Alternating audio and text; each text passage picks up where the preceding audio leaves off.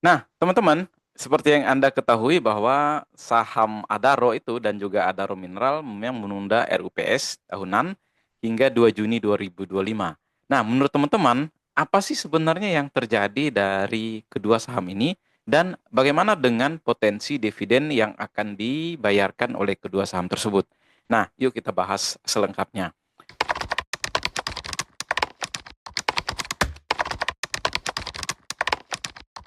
Jadi teman-teman Adaro atau saham ADRO dan juga ADMR ini sempat mengalami kehebohan setelah mereka mengundurkan RUPS yang sejatinya ini terlaksana di 14 dan 15 Mei 2025 menjadi 2 Juni 2025. Apalagi salah satu direktur PT Adaro Mineral Tbk ini, Heri Gunawan, ini sempat dipanggil Kejaksaan Agung sebagai saksi terkait dengan kasus korupsi minyak di Pertamina pada 29 April 2025 atau 2 minggu sebelum RUPS. Jadi sebenarnya apa yang terjadi dengan saham Adaro dan juga Adaro Mineral pada RUPS nanti? Nah, teman-teman, salah satu yang menjadi tanda tanya besar kita adalah bagaimana dengan potensi dividennya Adaro pasca spin-off AADI serta Adaro Mineral yang sejauh ini masih puasa dalam hal pembagian dividen sejak IPO. Jadi terkait dengan dividen Adaro ini, teman-teman, kalau kita perhatikan sebenarnya ini sempat memberikan kejutan dan mereka tetap memberikan dividen interim 106 per saham dengan siklus dividennya. Jadi jumlah dividen ini sebenarnya setara dengan 14,9% laba bersih di 2024. Masalahnya setelah melepas AADI, Adaro sempat melepas case-nya, teman-teman. Namun sebelum spin-off, Adaro sudah memindahkan case yang ada di AAD ini melalui RUPS gitu ya. Jadi secara komposisi, kondisi case-nya Adaro ini masih cukup tebal. Dan apalagi kalau kita perhatikan teman-teman, Adaro juga merupakan salah satu sumber pendapatan dividennya Saratoga. Sehingga jika tiba-tiba Adaro puasa bagi dividen, tentu akan berdampak signifikan pada pendapatan dividennya Saratoga. Lantas, apakah akan ada dividen final? Jadi ini kita mulai menerka-nerka nih. Kalau saya pribadi punya proyeksi konservatif dan moderat. Nah, kalau untuk konservatifnya, kita bisa memproyeksi bahwa dividen payout ratio-nya ini 20%. Nah, artinya sisa dividen finalnya ini sekitar 36,2 per saham. Tingkat dividen yield-nya ini per 9 April menjadi sekitar 1,94% atau per Mei ini, teman-teman ya. Sedangkan untuk moderatnya ini sendiri kita proyeksikan 30%. Nah, berarti sisa dividen finalnya ini kan 107 per saham dengan tingkat dividen yield mencapai 5,78%. Kemudian resiko dividen optimisnya kalau kita proyeksikan ini skenario optimis, jadi sekitar 40%. Nah, artinya masih ada sekitar 178 per saham dividennya dengan tingkat yield-nya ini sekitar 9,62%. Nah, secara logika kita teman-teman bisa berpedoman pada kondisi moderat gitu ya. Dengan ekspektasi Adaro sekarang memang mereka masih butuh cash untuk ekspansi di bidang metalurgi, kemudian smelter aluminium, pembangkit listrik, EBT juga, dan juga memang di Kalimantan dan Batam mereka hingga mau ekspor ke Singapura. Nah, teman-teman, dengan demikian bagaimana dengan Adaro Mineral?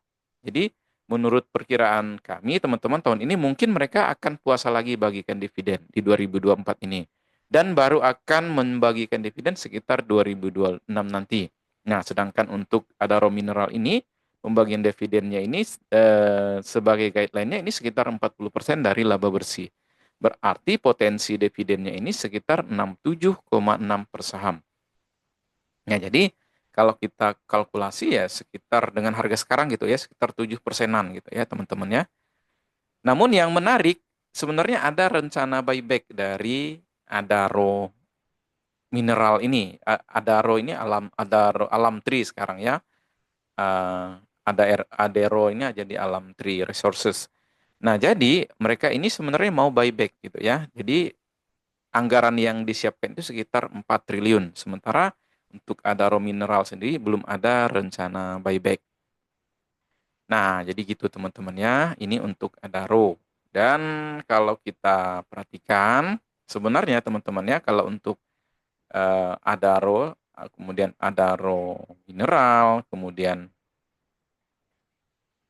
AADI-nya tadi yang di spin off di 2024 ini, tentu kita berpandangan bahwa mereka akan berbeda strateginya, seperti itu. Nah, yang menarik teman-teman, kalau mencapai buyback 4 triliun ini dari Adaro, sebenarnya ini agenda rutin. Jadi hal serupa sebenarnya bisa dibahas setiap tahun. Namun realisasinya dari total pengajuan kadang-kadang yang nggak juga mencapai angka itu, paling ya 1 sampai 2 triliun. Kalau 2024 ini kita perhatikan mencapai 1,12 triliun dengan harga rata-rata beli itu di 2.180 per saham. Nah, artinya total buyback yang mereka realisasikan ini sekitar 28% dari plan-nya.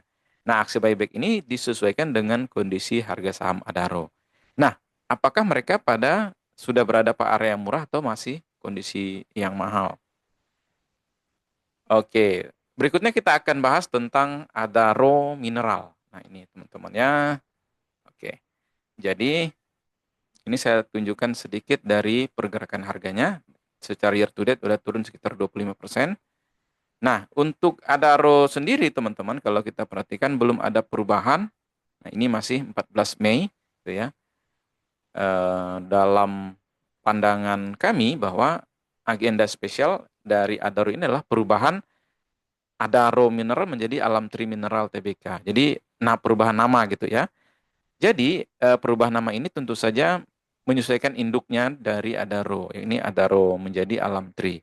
Nah, oleh karena itu, salah satu isu yang mendera Adaro Mineral ini adalah terkait dengan direktur mereka, yakni Heri Gunawan, yang diperiksa oleh kejaksaan. Nah, itu teman-teman ya. Jadi dalam kasus ini sebenarnya dia diperiksa menjadi pihak pembeli bahan bakar yang dijual oleh Pertamina.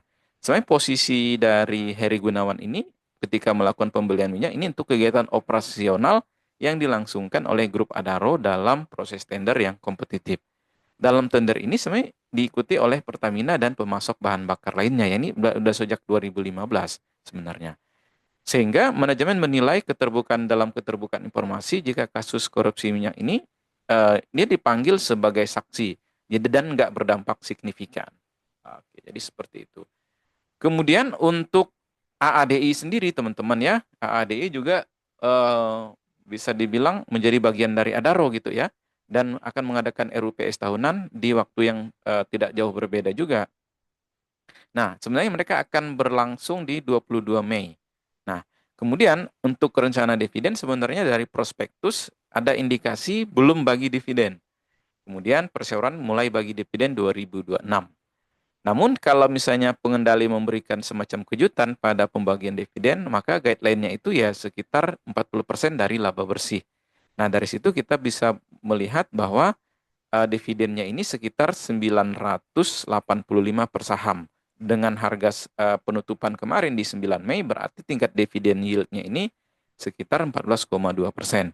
Nah, selain itu sebenarnya AADE ini juga memiliki rencana buyback 4 triliun. Nah, kalau lihat skema sekarang, AADE ini kemungkinan akan sama, yakni ya sekitar 30% dari rencana harga sahamnya yang diasumsikan sedang murah untuk saat ini.